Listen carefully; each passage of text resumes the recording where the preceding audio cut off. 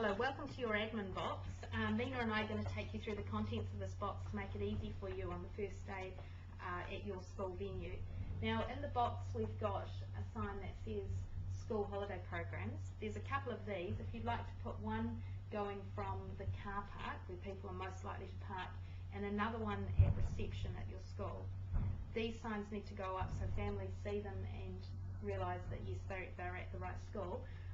From here you've got blue tack in your box that you can use to put the signs up.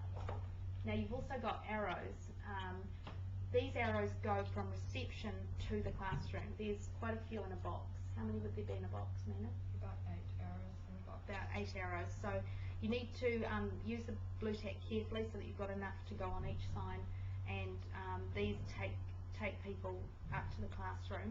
Now in the classroom, that's where we will do the registration, and so you have a sign on the outside of the classroom door saying registration, and also on the classroom door you can put a sign for parents that just lets them know that we would appreciate it if they didn't enter the class during class time, as it can disrupt the students' learning, but that they are invited to a sharing session on the last night at 5 o'clock where they can see their child's work.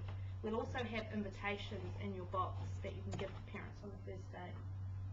Now we have a sign to put up in the classroom or on the classroom door, somewhere where all parents can see it, that says, "Parents, please sign your children in and out every day." This is really important because we don't want parents turning up to the venue, taking their child away, and then you panic because you don't know where the child is. So you must emphasise that to parents when they sign their child in on the first day, that if at any stage they need to take their child away from the venue, they must sign them in and out. Now we also have maps of the venue. You'll see in some venues where there are lots of classrooms and it's a big school, it can be confusing for families, so greet them with a smile on the first day and say, now look, highlight the room that they're going to be in. Obviously this is for schools where there are a lot of classrooms running. If you're in a school where there's only one classroom running, you won't need to worry about the maps. Now you have roles in your classroom. These ones with confidential stamped on them are for you only. They have information about the students' learning abilities or if they need special assistance. And the ones that are highlighted mean that they haven't yet paid. We'd appreciate it if you could take a cheque or visa details off these parents in order to get payment. And in terms of visa, if you can take down the number of the card, the expiry date and the name on the card, and then email these to Jenny at Bubbledome at the end of the day, that would be great. That's just JENNY at Bubbledome. We'll also have an envelope for cheques to put in any other payment if you can't then from the parents. Yes, so make sure if a parent gives you a cheque, you write on the back of it the name of the child so that we know, because sometimes parents have different names for their children and it can be confusing for us matching them up. You will also have a roll. Now this is for the parents to sign in each day. They sign in down here, and then after each morning tea break or every break where the students leave the classroom, you must take the roll and check that everyone's still there. We recommend that you keep the students in a very confined area during breaks. Tell them they're not allowed to go beyond certain trees or certain markings in the playground, and make sure that the roll is taken after every break so that we can be sure that we have everyone. If for some reason someone has disappeared, we would require you to search around the school first and then contact their parents just to find out have they taken them away. Now we have wristbands here. These are to be given out to the students that finish at 3:30 p.m.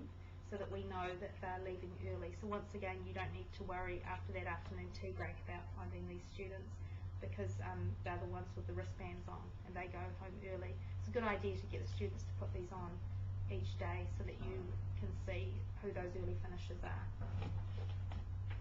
We also have a feedback form. Now we appreciate you giving this to parents at the end of the first day, and telling them to either fill it out there and then or bring it back the next day. If they haven't filled it out by the final day, they can always fill this out as well during the sharing session, but we encourage you to send it home with them on the first day, and that way we get the most forms returned. We have a list of computer software packages for students. Now, most of the software is open source and they can download it at home. Most of it works on Macs, except for Games Factory. However, if families have a dual boot system, then Games Factory will work on Windows running on their Mac. Another option for people who have Macs is to use GameMaker software, which can be used on the Mac. So they get a discount if they buy Games Factory and use these codes that we've put here, and the rest of the software that's open source can be downloaded.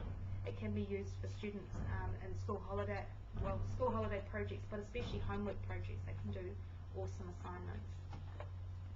We have a tutor's helper's manual in your box. Now, this is a good idea to review this before the course begins. It tells you, please arrive by 7:30 on the first morning. If you are setting up the arrows, you need to allow that good half hour to get yourself acquainted with the school, to meet the property manager. The property managers will be there at 7:30 a.m. and be warned, parents can turn up from as early as 8:10 in the morning, so just be aware of that.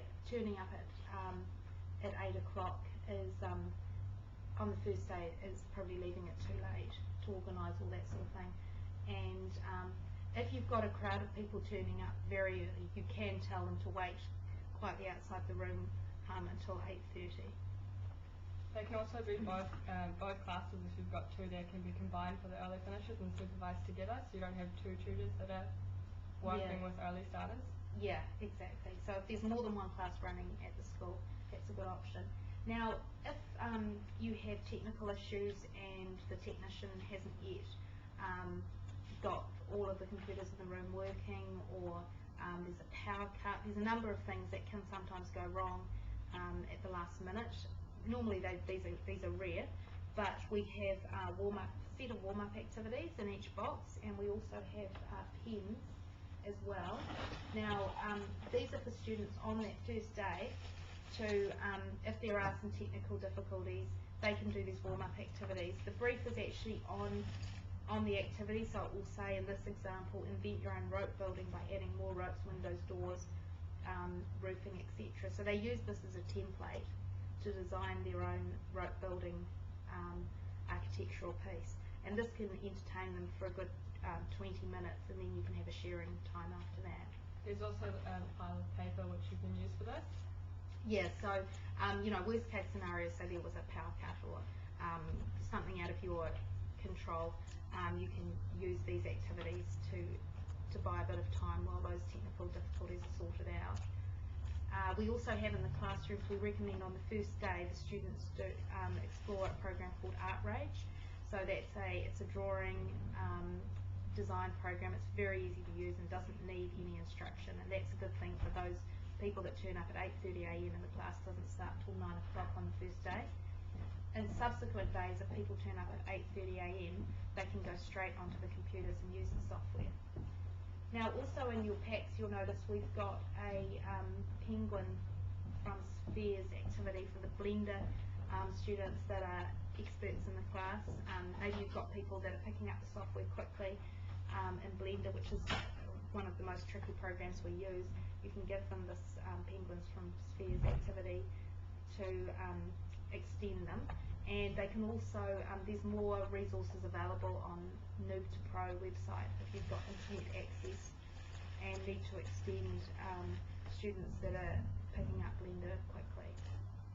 We also have in your boxes a Certificate of Achievement. Now this is for students that on the last day to show that they've attended the course, and it will tell, it highlights what was covered. We'd ask you to fill these out and give them to students on the last day during the sharing session, which parents are invited to. Also in your box you'll notice a sheet of paper with the Bubble Dome address on. We'd ask you to package up your admin box at the end of the course and post it back to us.